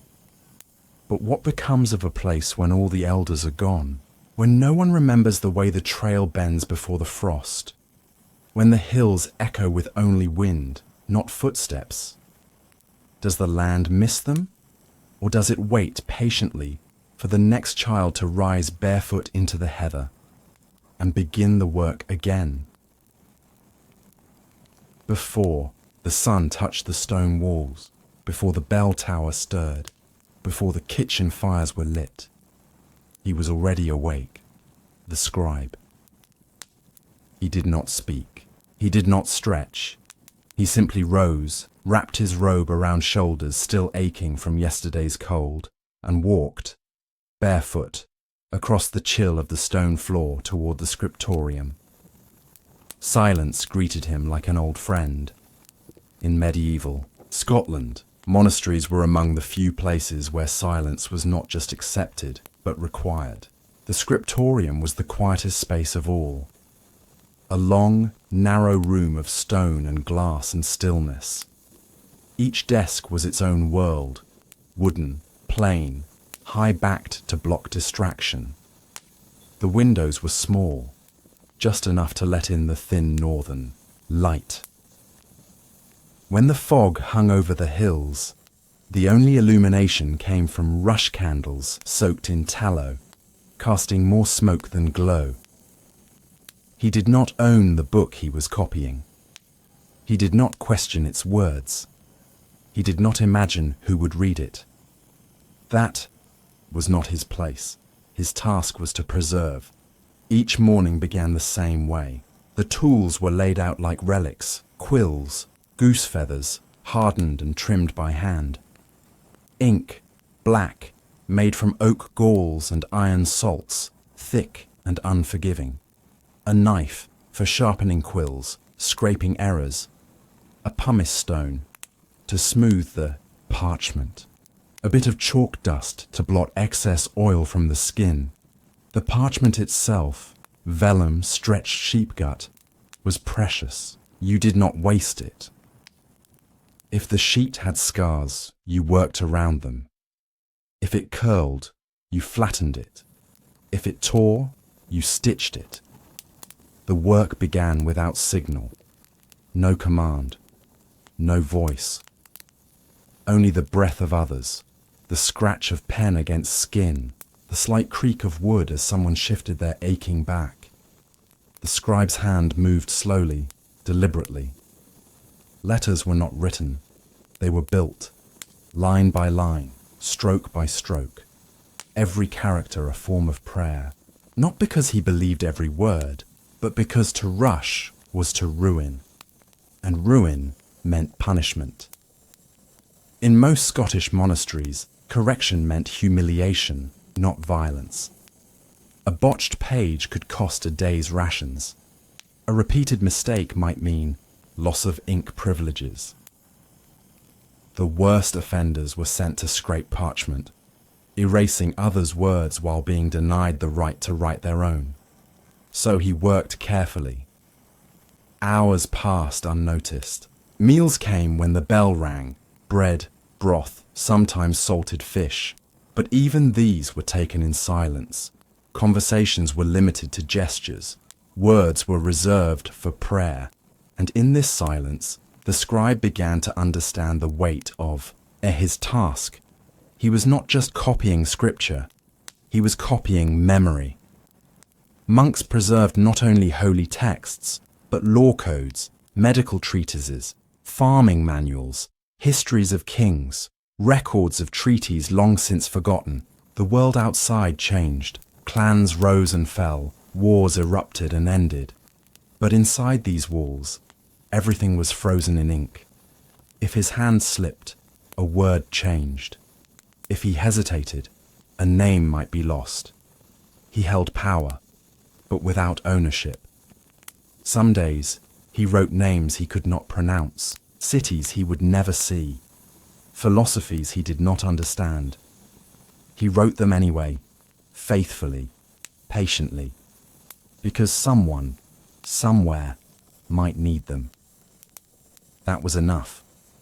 Even as the wind howled beyond the thick walls, even as snow piled against the chapel doors, even as the world narrowed to a square of sheep gut under candlelight, he wrote, "The world outside knew nothing of this." To the villagers, monks were quiet shadows, seen once a week at the market, known for their robes and strange ways. To the nobles, they were a source of chronicling and prayer. To the church, they were tools, but to one another, they were keepers. Keepers of knowledge, keepers of memory, keepers of silence. The scribe did not need praise. He needed light and ink and breath. And when the light faded, too dim to see the lines, too smoky to focus, he placed his tools aside, covered the inkwell, cleaned the nibs, and closed the parchment, not with ceremony, just care. Then he prayed, not always with belief, but always with intention. And as he walked back through the cloister, candlelight flickering on cold walls, he whispered the words he'd copied that day, not for understanding, but for rhythm. Because tomorrow he would return to the same spot, same tools, same silence. But what happens when the scribe's hand begins to fail? When the quill shakes and the lines blur? When the memory of the text fades faster than the ink dries? Who will write then? And will they still understand the silence behind each word? The first mistake was so small, it almost went unnoticed. Just a crooked R in the margin. Too narrow, too sharp. His quill had caught the grain of the parchment. He felt it in the moment. Just a hesitation, a stutter of pressure. But he finished the line anyway. He didn't pause. Didn't scrape it clean. The word was readable. Barely. He moved on. But he remembered. In the scriptorium, memory was as important as sight. The body memorized before the mind did. You knew your rhythm, your breathing, the way the ink pooled in the tip of the quill, the sound the knife made when trimming the feather just right. You knew the order of the texts, the color of each margin. Note, where to breathe between lines, where to pause for thought. When that rhythm changed, even slightly, you felt it. The second mistake came 3 days later. He misspelled a saint's name, not from ignorance, but from fatigue. He reversed 2 letters, a slip of the eye, not the hand. He caught it before the line ended. The moment his eyes returned to the beginning of the sentence, he saw it. But too late. The ink had set. He scraped it. Slowly, patiently. The vellum scarred. When he rewrote it, the repaired line stood out, slightly raised, slightly darker. He knew the abbot would notice. He left the page open on the drying rack, hoping it would pass. No one said anything, but the next morning he found a second quill laid at his station. A silent suggestion. Let the novice help. The novice was named Eowyn, young, eager. His handwriting was too tight, too clean, too practiced. It had none of the wear of years, none of the gentle slope that came from muscles remembering not just how to write, but how to endure. Still, his lines were good, too good. The older scribe let him sit beside him now, not always, just on days when his fingers ached before noon, or when the candlelight stung his eyes. Ewan never asked to take over, but he began to finish more and more margins. He corrected spacing, added flourishes, trimmed nibs without being told. The elder scribe said nothing, because that too was part of the silence. Inside the monastery, fading was not punished, it was absorbed. No one announced when a brother could no longer carry buckets, or walk the outer wall, or rise for matins. The tasks simply shifted, reassigned by eyes too polite to point. The scriptorium was no different. One morning, the elder came to his desk and found his tools already arranged. Ink stirred, quill trimmed, candle lit. Ian was copying his assigned passage in the next seat over, his own handwriting barely distinguishable from his mentor's. The scribe sat down, slowly, and watched, and for a moment he did nothing, not from anger, not even sorrow, just stillness, because the moment had arrived, and he had known it would come. There is a silence that exists between generations. In a monastery, it speaks louder than bells. The elder did not ask for his tasks back. He did not explain himself. He simply selected a different sheet, one not yet ruled. He began measuring the lines, drafting the framework, guiding the next page. He could still do that, but his hands no longer trusted the finer work. The script he had once built with elegance now trembled. The letters refused to flow. Curves became angles, angles became errors, and the knife, once so familiar in his grip, now felt like a stranger. The work slowed. The silence grew heavier. He began to dread the mornings, not because of pain, but because he feared the moment when someone would take his desk altogether. Because in the monastery, your place was everything, and when you lost your place, you lost your identity.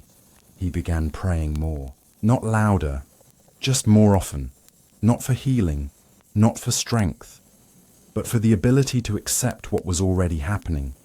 Because no one told him to stop writing, but every day there was less left for him to do. He found himself guiding instead, watching Ewan, correcting small flourishes, pointing out how certain marks were shaped differently in older scripts.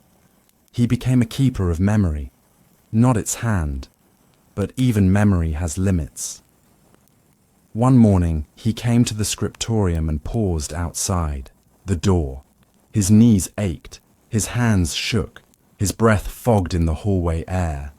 Inside, he heard the scratching of pens, the rustle of parchment. The rhythm continued. Without him. He turned, not in defeat, just with understanding. He walked past the cloister into the garden and sat on the cold bench beside the well. His breath slowed, his hands rested, He was no longer needed. But he was not forgotten. Later that day, Ian brought him a sheet of vellum, fresh, unruled. At the bottom, a single line in small, neat script. In silence, even fading becomes a form of preservation. He smiled, because he had taught Ian something after all. But what happens when even memory begins to fade? When the name of the saint escapes your lips? When the letters you once preserved are now seen by others, but no longer understood by you? What remains of a man when the words he carried outlast his voice? There came a day when he no longer entered the scriptorium. Not from refusal, not from protest. He simply did not wake in time. His body had grown quiet, slower than the bells, slower than the dawn. And by the time he reached the cloister with his cane in hand, the desks were already full, the candles already burning. He stood in the hallway for a long time, watching the backs of the younger monks, the slope of their shoulders, the fluid motion of their wrists, the silent rhythm of preservation continuing without interruption, without his breath to guide it. No one noticed him standing there, and for the first time in years, he realized that was right. He returned to his chamber and sat by the window. It was a narrow slit in the stone, angled to catch morning light. Below, the garden lay bare, thin stalks of herb and frost-blackened cabbage leaves clinging to life. He watched the light cross the wall for hours. He no longer wrote. His fingers could not hold the quill without spilling ink. Even lifting the vellum felt like a chore, and yet, in his mind, the letters still moved. He could still see them, perfectly formed, one after the other, stretching across lines with balance and breath. He could remember where he had placed a golden A in a psalter 3 decades ago. He could recall the curve of the G in a letter penned before the plague took half the cloister. The words were still there, but no one came to ask for them. The young scribes had moved on. They had their own methods, their own flourishes, their own mentors now. Ian no longer needed his corrections, and that, he told himself, was how it should be. Still, there were moments of doubt. Quiet ones, when the candle guttered, when the wind moaned through the eaves, when the silence felt less like peace and more like absence. He began to wonder, had he done enough? Had the pages he copied ever been read? Had the names he preserved ever been spoken aloud again? Would anyone remember that it was his hand that shaped them? Because in the monastery, no scribe signed their work. Your task was to vanish behind the text, to become a vessel, not a voice. The finest work was invisible, and that meant your name faded long before your pages did. One night, the abbot came to see him. No candle, no escort, just soft footsteps and a bowl of warm broth. He didn't ask questions. He sat with the old scribe in silence for a long while, then placed a small book in his lap. It was one of his earliest works, a gospel in Latin. Simple lettering, tight, spacing, careful ruling. He had copied it in his 3rd year, back when he still believed that a single mistake would ruin his soul. The abbot turned the pages slowly. The scribe's fingers hovered above the lines. He couldn't read them anymore. His vision had dulled, his Latin grown rusty. But he could feel them. Each letter had come from him, through years of breath, ink, patience, and discipline. These weren't just marks on parchment. They were the last echoes of who he had once been. He whispered, not as a prayer, but as a truth. It outlived me. And the abbot nodded. the following. Winter was the hardest the monastery had seen in years. The snows came early. The wind carved ice into the walls. Food stores froze. One by one, the older monks fell ill. The scribe stopped rising from bed by mid-December. No ceremony, no announcement. He passed on a Tuesday, just after Lord's. His body was carried out the cloister gate by 4 novices. He was buried behind the wall, beneath a nameless stone, among the other brothers who had given their lives not in battle or glory, but in repetition. There was no eulogy, just a bell toll, just breath in the cold. The next day, the scriptorium returned to silence. Eowyn took the elder's seat, not out of ambition, but tradition. He arranged the tools as they had always been: ink, quill, knife, stone. He opened a fresh sheet of vellum and began to rule the lines. The rhythm continued, but tucked beneath the scribe's bed, someone later found a single loose parchment. It wasn't scripture. It wasn't a law code or a psalm. It was a list, a plain one, words he'd copied more than any other, words that had, over the decades, become prayers of their own. He had written them in a single column, in the same hand he used until the end. Mercy, breath, patience, hunger, light, time, memory, no name, no explanation, just the words. It was left in the chapel for a week, pinned to the altar. Then it vanished, but not before someone copied it quietly into the margin of a new gospel. A final echo of a man who had vanished by design, but whose ink, line by line, still held the silence of an entire lifetime. Perth was not a city of swords, it was a city of bells. For most of the year, the only metal you heard ringing came from the church tower. Morning bells, midday bells, the soft, slow toll that marked death, and the sharp, short call to vespers. The people lived by those bells. They marked the day in quarters, when to open the market, when to close the gate, when to bow the head and light a flame. But once, just once, the bells meant something else. They meant blood. It began quietly, as such things do, with murmurs, with a missing shipment of grain, with a noble's name spoken too sharply in the town square, then a tax raised without warning, then 2 guards stationed at the gate who didn't belong to Perth. Then the bishop stopped smiling.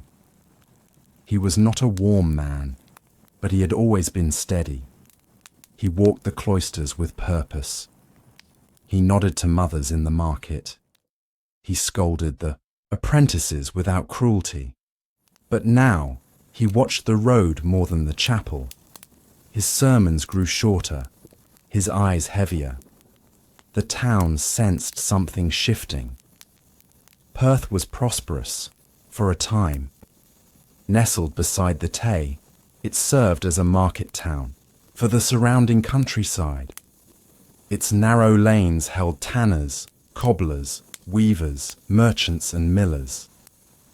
Its people were not soldiers, they were tradesmen, taxpayers, churchgoers. But the tension arrived before the soldiers did. It hung in the air like a mist. The church had long held power here, not just spiritual, but legal. The bishop controlled much of the land surrounding. The town.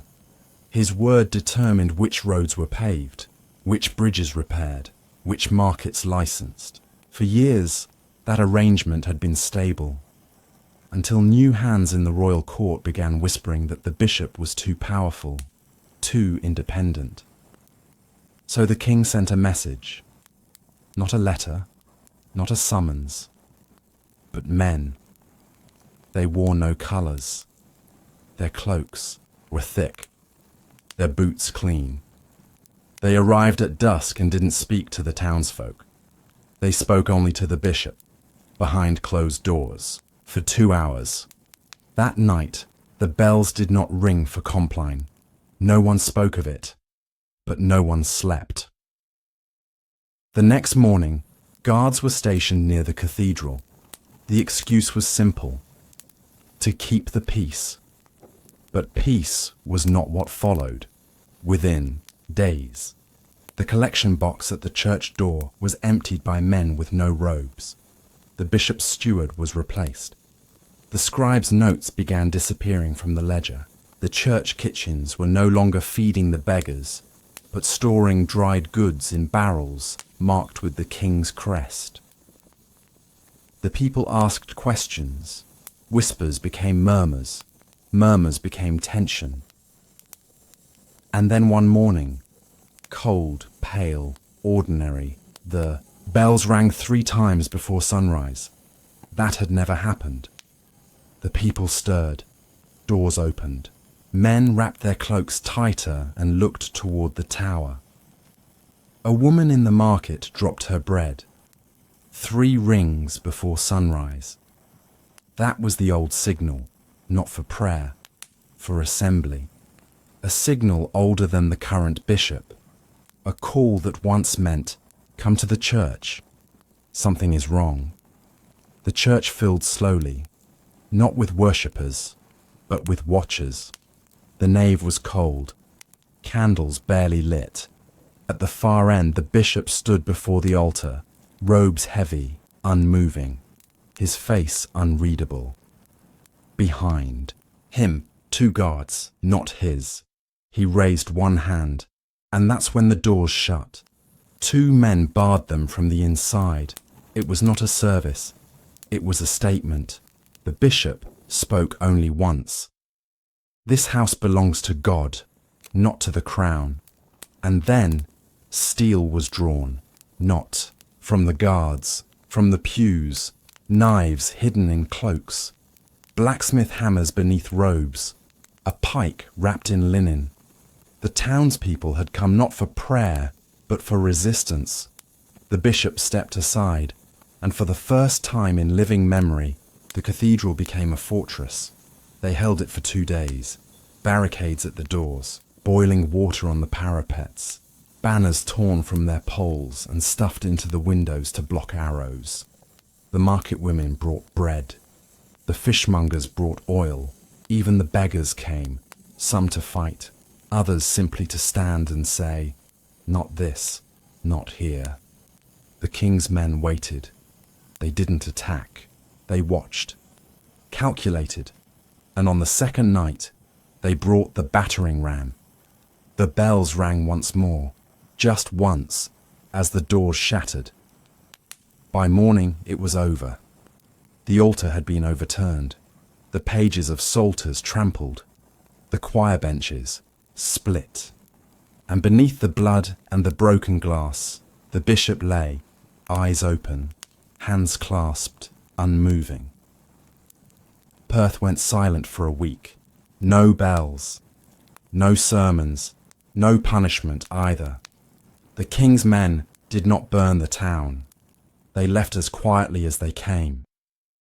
But the message was written in blood. The church would not rise again as it was. But what happens when faith becomes defiance? When stone walls meant for worship are used for war? Can the same bells that called men to prayer ever be heard the same way again? The cathedral stood, but it did not sing. Its walls remained. Its tower still reached into the sky.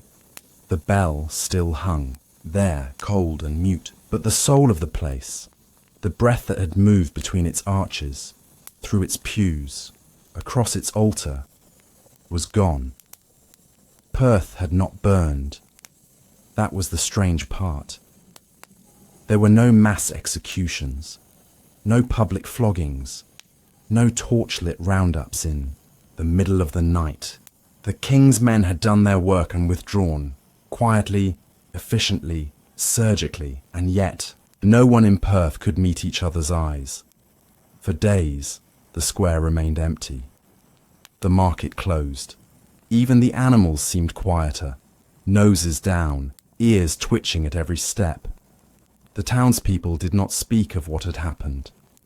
Not out of fear, out of weight. The kind of weight that settles behind the ribs when you realize a thing can never return to what it was. The bishop's body had been carried out the back of the cathedral under a shroud sewn from choir robes. No grave was marked, no sermon given, no name recorded in the town register. The parchment where his name should have been was left blank, just a thin smudge of ink, faded and dry. In his place came a new man, appointed directly by the crown.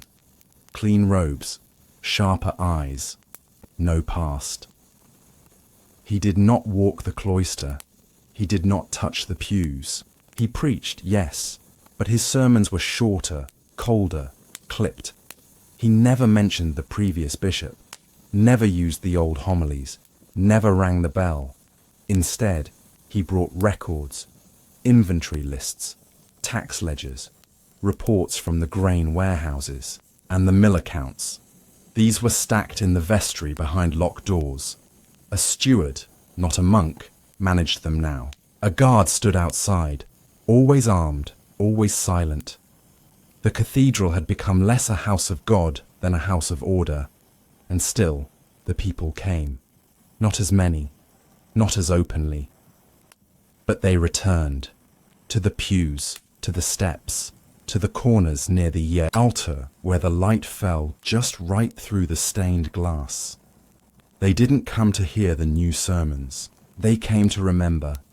You could see it in the way old women touched the stone near the nave, where the bishop had once stood, where the blood had stained the cracks. You could hear it in the whisper of the baker's apprentice, telling her little brother, "That's where my da held the line," and though no one said it aloud, every bootstep that echoed through the cathedral was measured against a memory of that day, when the bells rang early and silence died. In time, the market reopened, but something had shifted. Merchants now spoke, more quietly. Guards walked a little slower near the square. Children no longer played in the shadow of the bell tower. No one trusted sound anymore, because the bell had been a lie. It had once meant prayer, then it meant war. Now it meant nothing, and that emptiness echoed deeper than any chime ever had. Some wanted to tear it down. There were whispers, late at night over tankards, of cutting the rope, of melting the bell for tools or coin. But no one acted, because even if it no longer sang, the bell still watched. High above the city, it remained a witness. The people adjusted, as they always do. They bowed their heads when passing the church, but they did not cross themselves. They lit candles in corners, but only after checking the door. They listened to sermons, but watched the guards more closely than the altar. Even faith had become a calculation.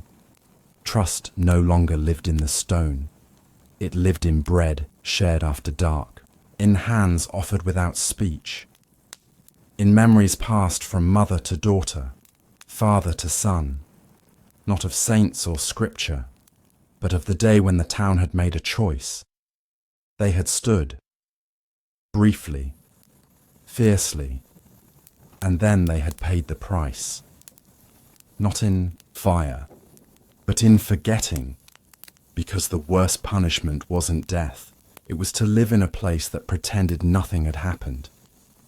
But what happens when the silence grows too deep? When a bell hangs too long without sound? Will it ever ring again? And if it does, will anyone still believe it? Years passed. The blood dried. The bell gathered moss. The names of the dead faded from tongues and ledgers alike. But the weight remained. Perth moved on, because it had to. Crops still needed tending. Carts still needed wheels. Markets still opened with the sun and closed with the light. But the rhythm that once moved the town forward, the steady, anchoring beat of the bell never returned. It still hung above the cathedral, still whole, still silent. The new bishop, now older, rarely left his chamber. His sermons were delivered by a younger cleric, one with smoother hands and eyes that looked past the people rather than into them. His voice was strong, his posture perfect, but his words never reached beyond the walls. There were no baptisms in the cathedral anymore, no weddings, no open feasts. Those happened quietly in homes or in the chapel outside town where the fields met the trees, out of sight and mostly out of reach. Inside the cathedral, dust lived where incense once did. The choir loft remained unused. The tapestries on the apse began to rot at the corners. Pages in the hymnals curled from damp. The candles on the altar burned lower, slower, their wax pooling in silence. But no one removed them. No one dared. Because even when the bell no longer rang, the memory of its sound still echoed. It was a memory passed in whispers, never written, never preached, just lived. A baker's grandson was told, "We don't speak during first light." A miller's daughter was told, "We light 2 candles, not 1." A boy caught sneaking near the bell rope was struck, not for climbing, but for forgetting. They didn't call it rebellion. They didn't call it anything. They just called it then. The day the bell rang thrice before the sun. The day the bishop stood still. The day silence ended, and then returned, forever changed. By now, many who had heard the bell that morning were gone, buried without names, lost to age or weather or time, but their stories had rooted themselves into the stone, not in plaques or stained glass, but in absence. There were corners of the cathedral no one walked through, pews no one sat in, steps no one swept. Even the rats moved quieter there. The king never sent soldiers again. He didn't need to. The town had done the work itself. It had erased its own history, not with malice, but with weariness, memory after. All was a heavy thing to carry, especially when it couldn't be spoken aloud, and so the town changed, not in laws, but in shape. Doors that once opened to the cathedral square were bricked over. Windows were narrowed, lanes were diverted. Even the city bell tower clock was eventually silenced, as if no one trusted bells anymore. Sound became the enemy. Better to watch the sun, to read the light, to feel when it was time to move, to pray, to stop. And so generations were raised not by voice, but by ritual. Children grew up learning to recognize danger in silence, to pause when the air shifted, to listen not for noise, but for its absence. Because when the bell rang long ago, it did not bring hope. It brought something else, something that shattered prayer, something that changed the way a city breathes. The bell itself still hangs there, cracked now, just a hairline, just enough. No one climbs the tower, no one oils the chain, no one replaces the rope.